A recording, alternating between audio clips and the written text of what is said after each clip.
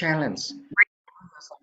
Itu demikian. Jadi teman-teman semuanya, saya yakin sharing ini bisa menambah satu wawasan kita. Jadi menambah wawasan baru kita. Bagaimanapun cara berpikir ini sangat dibutuhkan saat sekarang. Karena apa? Kita mau sukses, mau bertumbuh dan berkembang, tentunya mempunyai satu pemikiran yang kreatif banget. Kalau tidak, kita akan ketinggalan jauh dengan orang-orang lain. Kita lihat anak-anak muda sekarang sudah bisa mencapai uang raupan rupiah, bahkan sampai miliaran. Dia anak-anak muda. Tapi kita rasakan bahwa pola pikir itu yang harus kita ubah. Kita harus persepsikan yang sama dengan anak muda. Kenapa Jack Ma bisa menduduki posisi tertinggi dengan pendapatan penghasilan terkaya bagi orang-orang yang dulu udah bisa, dia bisa dalam waktu 15 tahun bisa menyamai kedudukan orang-orang hebat. Yaitu karena cara pola pikir mereka yang cepat, yang kerjanya secara luar biasa. Dia nggak terpikir kita bisa mengatakan bahwa semuanya supplier-supplier itu digandeng sama dia menjadi satu dan suruh jualan dalam satu websitenya dia. Wah luar biasa, dia cuma hanya menerima fee. Wah itu masukan income yang luar biasa. Ya, begitu misalnya ada jutaan supplier semuanya masuk ke dalam websitenya dia dan dia cuma hanya minta fee dalam penjualan. Wah itu tidak akan pernah terpikir pada diri kita. Kita membantu juga, mereka membantu mereka yang susah dalam berjualan.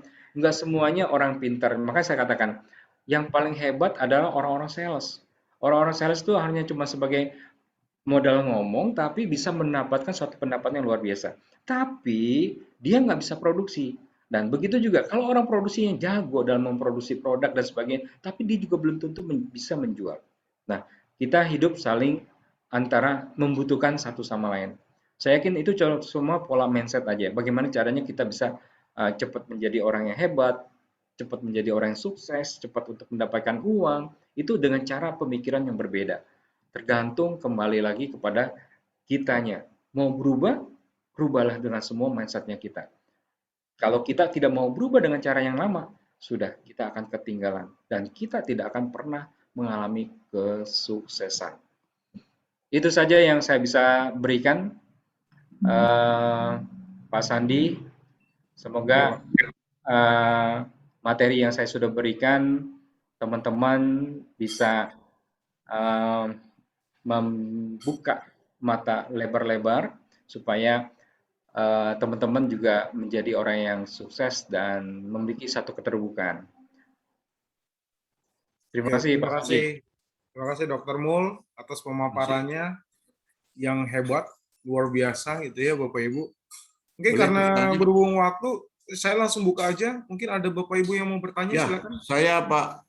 Pak Sulan, iya silakan Pak. Iya, Dr. Sulan, luar Pak. biasa. Terima kasih Pak Dr. Mul. Wah, tepuk tangan dulu dong. Ini orang orang sukses ya, cocok nih menyampaikan tentang ini ya, materi ini ya. Ternyata ini Dr. Mul ya, kita itu ya saya itu 32 tahun menjadi ASN DKI. Tapi ya sukses itu tergantung pada individu ya, nilainya relatif lah ya gitu ya. Ya, Tapi mengenai kaya dan miskin ini juga relatif gitu. Saya tertarik memang ternyata kita ini 99,9% yang ada di sini ya. Itu mungkin kelompok saya itu ternyata orang biasa gitu. Bukan orang-orang yang bermental tadi sukses tadi gitu ya. Ternyata kita ya seperti filosofi komputer tadi, begitu di enter ya keluarnya entar gitu. Termasuk mahasiswa Pak Mul nih yang S2 itu. Bimbingan ya entar dari Februari sampai sekarang ya entar gitu. Ini feedback bagi Pak Dr. Mulyadi juga ini. ya. Jadi ini yang perlu kita ketahui bersama. Kemudian saya tertarik dengan filosofi tadi ya mengubah mindset ya Pak Dr. Mul ya. Salah satunya kalau saya ini sih nggak berpikir untuk ingin mencari kekayaan itu, tidak, karena usia udah mendekati ya sudah ya di atas 50 tahun gitu ya. Jadi anak-anak yang ini dibekali dengan kantong putih, silakan untuk mencari kekayaan sendiri gitu. Nah itu.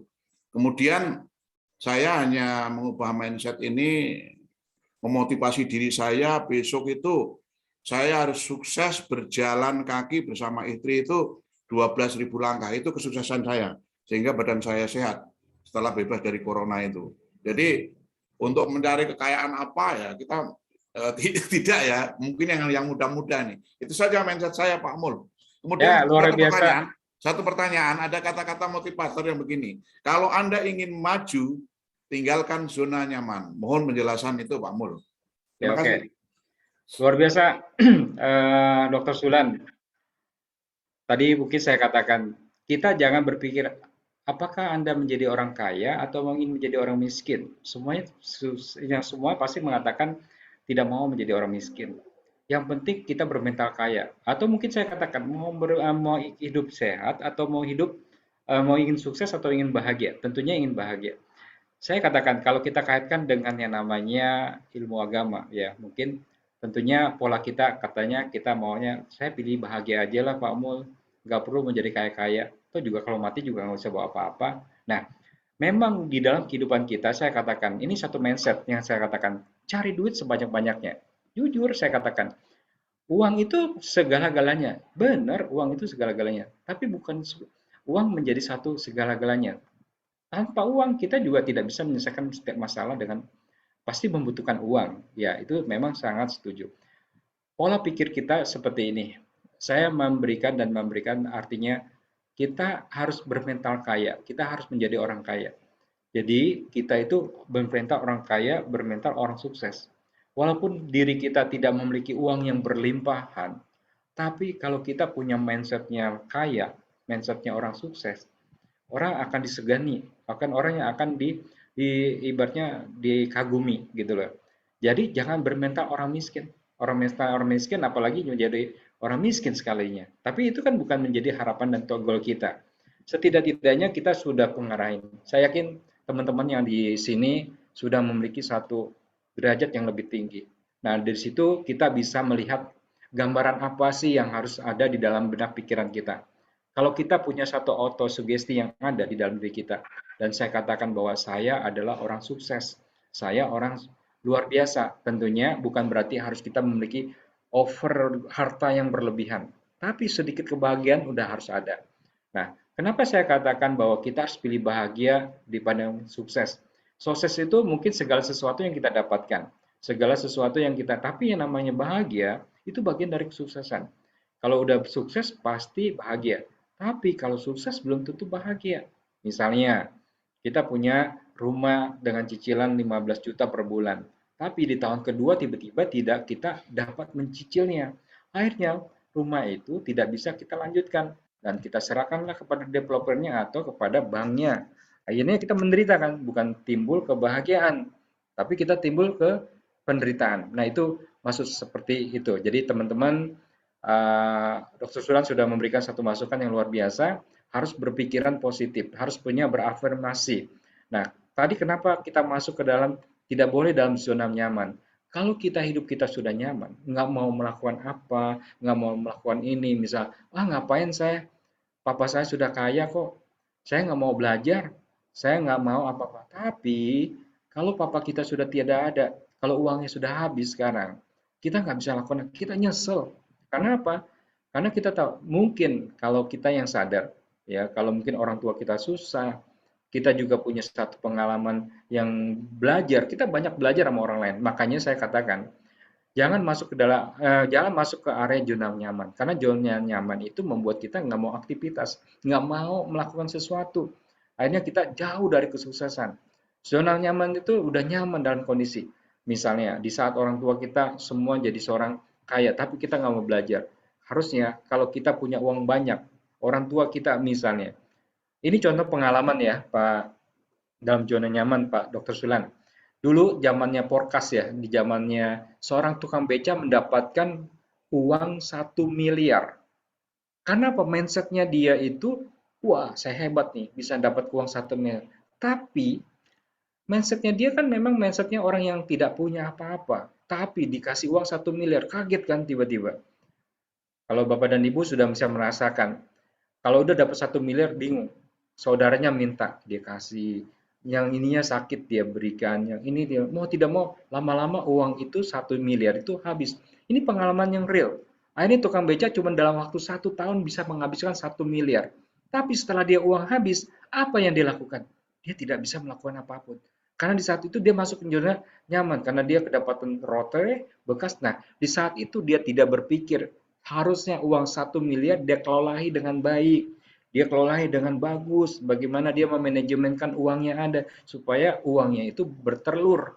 Uang itu kita ternakkan supaya menghasilkan telurnya yang banyak.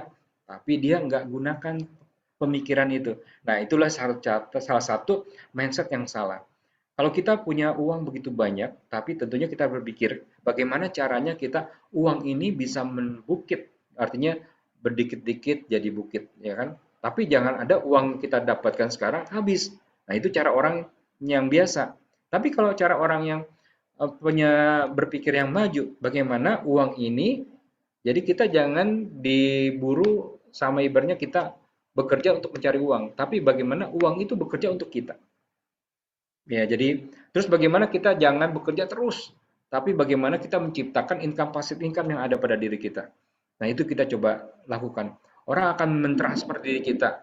Nah, usahakanlah diri kita menjadi suatu magnet bagi pelanggan-pelanggan kita. Bagaimana diri kita itu menjadi suatu gambaran magnet-magnet yang pada diri kita. Saya yakin kalau teman-teman punya satu kelola diri kita yang bagus, tentunya Anda akan menjadi magnet kita. Bagaimana kita orang-orang lain menjadi magnet pelanggan kita. Misalnya kita menjadi seorang pedagang misalnya.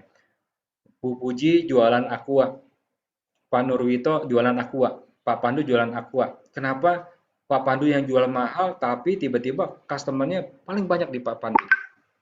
Nah, gitu kan? Nah, bagaimana caranya kita bisa Bu Puji kok murah, jualannya murah gitu kan. Pak Nur itu juga murah, tapi Pak Pandu mahal, tapi lari ke customernya ke Pak Pandu. Nah, bagaimana caranya Pak Pandu bisa membuat customer itu jadi magnet? Ya tadi, ya saya mungkin bisa memberikan solusi. Lakukan dengan cara kita sering meditasi. Karena di dalam meditasi itu suatu penuh dalam kekuatan pikiran kita itu menjadi satu yang dahsyat. Dalam Samyutta Nikaya bahwa meditasi itu menjadi satu bahwa kita akan disenangi oleh para dewa, bahwa kita juga akan disenangi orang lain. Nah, itu menjadi magnet. Kalau Pak Pandu jualan, nggak apa-apa, mahal sedikit, tapi pelayanan Pak Pandu luar biasa, ya kan? Tapi ada yang jualnya murah, nggak mau diantar. Pak Pandu misalnya jualan aqua 10.000, sedangkan Bu Puji jualan 7.000. Kalau di saat masa pandemi COVID ini, saya mau mendingan ke Pak Pandu diantarin sampai ke rumah. Tapi kalau Bu Puji nggak diantarin, walaupun murah, dia takut dan sebagainya. Nah, akan ada satu nilai lebih. Karena apa? Support itu pelayanannya penting bagi kita. Dan kita sering-sering meditasi. Karena sering meditasi itu menjadi satu jembatan kita dengan para makhluk. Kita disenangi oleh para makhluk, kita juga akan disenangi oleh orang lain. Sejelek apapun muka kita ataupun apa, kalau kita sering meditasi, kelihatannya akan cantik. Begitu juga kita suka meditasi, walaupun muka kita jelek, kelihatannya ganteng sekali. Nah, itu karena kekuatan dari di saat kita bermeditasi. Itu yang saya bisa katakan. Terima kasih Pak Dr. Sulan, luar biasa. Mantap. Baik, terima kasih Pak Mul atas pemaparannya yang sudah jelas sekali, sangat jelas. Mungkin Bapak Ibu mohon maaf karena berhubung waktu, maka kita foto dulu sebentar buat kenang-kenangan saya dan Pak Mul, biar jodoh karmanya bisa kembali lagi berbuah. Kita tolong dinyalakan dulu kameranya Bapak Ibu, kita sama-sama foto bersama, kemudian nanti akan saya serahkan kepada Bapak Erik untuk diteruskan kepada Bapak Ibu sekalian. Oke, foto akan saya ambil. Ya, siap. Hitungan ketiga, 1, 2, 3. Baik, terima kasih Bapak Ibu. Halaman Oke. Terima kasih. Oh, yang kedua enggak ada, Pak. Cuma satu layar doang. Baik. Kita akhiri, mari kita bersama-sama berdoa. Nama kara kata bersama-sama. Arahang sama sambuddho bhagava Budang Bhagawantang Abiwa Demi Swakato Bhagavata Damo Damang Namasami Supatipano Bhagavato Sawaka Sangho Sanggang Namami. Semoga semua makhluk hidup berbahagia. Sabisata Pawanti Sukitata. Semoga. Terima kasih Pak Erik, terima kasih Bapak Ibu yang terhormat. Terima kasih Sampai jumpa Bapak dan lagi di Ibu. acara Terima kasih, kami berikutnya. Terima kasih. Tetap sehat, tetap jaga diri, selalu patuhi protokol kesehatan. Saya Sandi Gunarso mengucapkan terima kasih banyak. Terima kasih. Terima kasih Pak Sandi, Dr. Makasih, Pak Mul. Mul. Makasih Pak Terima Sandi, kasih Pak Dr. Mulyadi. Sulan. Ya, Terima kasih semuanya. Lestari, Susan, Pak Suwardi, Manito, terima kasih Pak Lestari. Edi, Erik, terima kasih. buatku, Terima kasih Bu Yanti, Bu Krismayanti. Nanti. Bu Edi, Terima kasih semuanya. Terima kasih, Dr. Mul. terima kasih Mbak Pris. Pak Terima kasih. Wah, luar biasa Pak Dokter, nih, Pak terima kasih. Hermanto. Sulan. Pak Ruito, Pak terima kasih. Rito, Pak Sulan. Siap, Ya, siap. Terima kasih. salam, Pak. Nanti sore ketemu. Bu Krismayanti, Bu Sutini, Ya, ya. terima kasih. Izin, Bu Le. Santi. Ya, Pak Terima kasih, Mul. terima kasih. Terima kasih, terima kasih. Izin live ya. Izin Ya. Pak Sulan. Ya, Sampai Pak. jumpa, Pak Eri. Nanti. Apa kabar, Pak Sony? Ya Pak Erik, masih Pak Erik. Makasih Romo Edi. Ya sama. Jinep ya. Ya Pak. Ya.